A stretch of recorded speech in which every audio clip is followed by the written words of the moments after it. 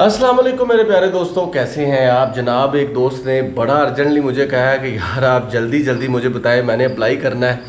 तो मैंने कहा जी हुक्म करें। उन्होंने कहा जी आप हमें बताएं कि जर्मनी का वर्क वीज़ा कैसे अप्लाई करते हैं, तो इस पे ज़रा रोशनी डालें।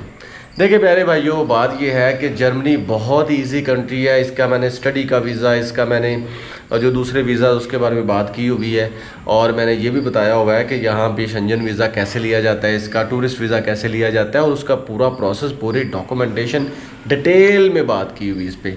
और आज मैं एक भाई की रिक्वेस्ट पे आपको बताऊंगा कि जर्मन का वर्क वीज़ा या जॉब वीज़ा कैसे अप्लाई करते हैं और उसके लिए क्या क्या चीज़ें दरकार है। तो वीडियो को एंड तक देखते रहिएगा। तो भाइयों, सबसे पहली बात तो ये है कि जो जर्मनी का वर्क वीज़ा ना, उसको अप्लाई करने से पहले 3 से 4 बातें जहन में रख लें।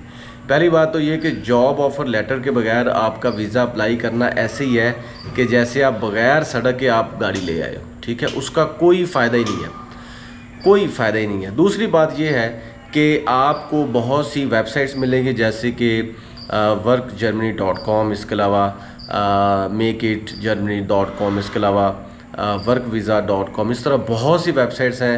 यूरोप जॉब्स पे जाके आप सर्च कर सकते हैं। आपने अपना पूरा बायोडेटा, अपनी सीवी को जो यूरोपियन स्टाइल की बनी हो, इसके अलावा अपने डॉक्यूमेंटेशन को जो मुकम्मल तौर पे टेस्टिफाई करके उनको टेस्टेड करवा के फिर अप्लाई करना होता है। ऐसे आपने अप्लाई नहीं करना। तीसरी चीज़ जो बहुत इंपॉर्टेंट है जर्मनी के वीज़ा के लिए, वो ये है कि आपका कोई भी पासपोर्ट हो उसको गुम नहीं करना। याद रखें, जर्मनी का वीज़ा उसी वक्त रिजेक्ट हो जाता है। फॉर एग्ज़ाम्पल, अगर आपका जो पहला पासपोर्ट है वो गुम गया और आपने उसकी रिपोर्ट नहीं करवाई, तो वो आपको कहेंगे कि आपका पहला पासपोर्ट बना है वो लेकर आओ। सेकंड पासपोर्ट गुम हो गया, आपके चांसेस 99.9% ख़त्म हो जाते हैं अगर आप अपना कोई भी पासपोर्ट गुम कर दो। तो जर्मनी का वीज़ा जब भी अप्लाई करना है ना, तो आपके पास आपके पूरे पासपोर्ट्स होने चाहिए। अगर आपने 2 बनवाए हैं, 3 बनवाए हैं, 4 बनवाए हैं, जितने भी बनाए हैं, आपके पासपोर्ट आपके पास होने चाहिए। अच्छा, लास्ट बट नॉट लीस्ट वो ये है कि आपने जब कभी भी जर्मनी का अप्लाई करना है वीज़ा, तो आपको पहले अपॉइंटमेंट लेनी होती है। विदाउट अपॉइंटमेंट आप कभी भी अप्लाई ना करें, या कोई एजेंट आपको कहे कि भाई आप घर बैठे रहें, बस हमें अपने डॉक्यूमेंट्स दे दें तो हम आपका अप्लाई कर देंगे, तो समझ लें कि आपका वीज़ा रिजेक्ट हो चुका है, ठीक है। ये 4 चीज़ें इंपॉर्टेंट। अब बात करते हैं जी इसके लिए डॉक्यूमेंटेशन क्या चाहिए। तो प्यारे भाइयों, सबसे पहली बात ये है कि आपका जॉब ऑफ़र लेटर, जो कि आपने अपनी सीवी को डिज़ाइन करके, अपना कवर लेटर बना के आपने किसी भी जर्मन एम्प्लॉयर से, जर्मन कंपनी से हासिल किया होगा, वो आपका जॉब ऑफ़र लेटर सबसे इम्पोर्टेंट डॉक्यूमेंट। मैं कहता हूँ अगर आपका पासपोर्ट और जॉब ऑफ़र लेटर है ना, तो आप वीज़ा अप्लाई कर सकते हैं, ठीक है। दूसरी चीज़, आपने एकेडेमिया के डॉक्यूमेंट्स को अटेस्टेड करवाना होता है। आपने HEC से प्लस मोफा से, और उसके साथ साथ आपने अगर उनको नोटराइज भी करवाना है तो वो भी प्लस पॉइंट है। इसके साथ साथ आपके पास पुलिस करेक्टर सर्टिफिकेट होना चाहिए, जो कि बहुत इंपॉर्टेंट डॉक्यूमेंट है। इसके साथ साथ आपकी बैंक स्टेटमेंट होनी चाहिए, जो कि कमो बेश 15-20 लाख की हो तो वेल एंड गुड, लेकिन इससे कम भी हो तो चल जाएगा, क्योंकि आप वहाँ पे वर्क के लिए जा रहे हैं, वहाँ पे आप बिज़नेस के लिए नहीं जा रहे।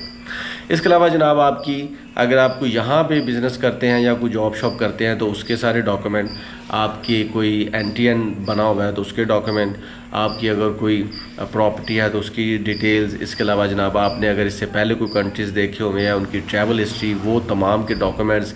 इसके अलावा जनाब, आपका health insurance, the third most important document is health insurance. आपकी हेल्थ इंश्योरेंस होनी चाहिए जो कवर करती हो जितना टाइम आपने वहाँ पे रहना है, और 33,000 यूरो से कम ना हो, ठीक है। और इसके साथ साथ आपके जो हेल्थ सर्टिफिकेट है, आपने अगर किसी सरकारी हॉस्पिटल से अपने चेकअप वगैरह करवाए हैं, आपके पास एक्सरे हैं, या आपने कोई भी इस तरह की कोई चीज़ है हेल्थ से रिलेटेड, वो भी आपके पास होनी चाहिए। लिंग्विस्टिक डॉक्यूमेंट्स होने चाहिए। फॉर एग्जांपल, अगर आपको जर्मन लैंग्वेज आती है तो उसका क्या स्टेटस है, आप कितने लेवल तक आपको आती है, 1, 2 या जितने भी आपको लेवल आते हैं, उसके तमाम डॉक्यूमेंट्स। आपने कौन कौन से टेस्ट पास किए हुए हैं, किस किस कंट्री में जर्मन बोली हुई है। अगर आपने जर्मन कंपनी में काम किया हुआ है तो फिर तो भाई आपका वीज़ा पक्का है। इसके अलावा इंग्लिश के जो आइल्स है या टोफल है, वो भी आपका हो तो बहुत ही अच्छी बात है। फॉर एग्ज़ाम्पल 6.5 बैंड्स हो या 7 बैंड्स हो। अगर ये भी नहीं है तो आपको अगर इंग्लिश प्रोफिशेंसी लेटर मिल जाए ना आपकी यूनिवर्सिटी से, तो वो भी as a linguistic proved resource document होता है आपके अप्लाई करने में। तो ये है दोस्तों मेन डॉक्यूमेंट्स। अब प्रोसेस मैंने आपको थोड़ा सा बताया है, उसको कंप्लीट कर देता हूँ। प्रोसेस ये है कि सबसे पहले आपने अपॉइंटमेंट लेनी होती है। अपॉइंटमेंट आप अप्लाई करने से कुछ 4-5 हफ्ते पहले ले लें। फॉर एग्ज़ाम्पल जब आपने टिकट ख़रीद ली, ये भी आपका एक डॉक्यूमेंट है। आपने उसके मुताबिक जब आपने जाना है आपने अपॉइंटमेंट लेनी। जब आपको अपॉइंटमेंट मिल जाए उसके बाद आपका हल्का फुल्का सा इंटरव्यू होगा। और ये बात जहन में रखें, आप आप अप्लाई नहीं कर रहे, उस तरफ से आपके एम्प्लॉयर ने भी आपके लिए अप्लाई कर रखा है। आपके लिए जनाब उन्होंने जो डॉक्यूमेंट सेंड किया है आपको, जॉब ऑफर लेटर, वो तो बहुत बड़ा डॉक्यूमेंट है जो आपको मिल गया। अब आपने इन तमाम चीज़ों को लेके आपकी अपॉइंटमेंट की जो ईमेल है उसका प्रिंट लेना है। फॉर्म फिल जो किया होगा उसका आपने प्रिंट लेना है विद सिग्नेचर, ठीक है। उसमें आपका पासपोर्ट नंबर, आपका फुल नेम, ये सारी चीज़ें होती हैं, ठीक है। तो आपने क्या करना होता है जनाब, इन अपॉइंटमेंट ले ली, उसके डॉक्यूमेंट्स, वो ईमेल है उसके डॉक्यूमेंट, इसके अलावा प्रिंट्स तमाम के किए हों, आपकी विद सिग्नेचर जो फॉर्म है उस पर आपने अपना इन्फॉर्मेशन दी होती है, पासपोर्ट नंबर, उसकी डिटेल, इन तमाम चीज़ों को प्रिंट करके अच्छे से ऑर्गेनाइज़ करके डॉक्यूमेंट्स आपने लेके जाने होते हैं। ऐसे डॉक्यूमेंट ना ले जाया करो। अब क्या होगा जनाब, जब आप वहाँ पे जाएंगे और वहाँ पे अप्लाई करेंगे, 75 से 90 यूरो तक इसकी फ़ीस है सिंगल एंट्री के साथ, ठीक है। और ये डिपेंड करता है कि अगर आपका कोई डॉक्यूमेंट अटेस्टेशन के लिए तो नहीं गया, उसकी अटेस्टेशन तो नहीं ज़रूरी, अदरवाइज़ आपको इतनी ही फ़ीस चार्ज करना पड़ेगी, ठीक है।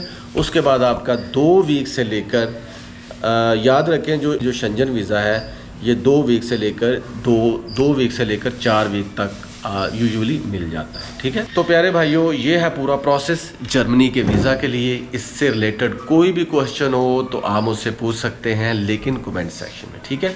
मैं यूजुअली कोशिश ये करता हूँ कि तमाम इन्फॉर्मेशन आप तक बराह रास्त आपको दे दूँ, कोई किसी सवाल की ज़रूरत ना हो, लेकिन फिर भी आप कमेंट सेक्शन में पूछे तो मैं ज़रूर उसका जवाब दूँगा।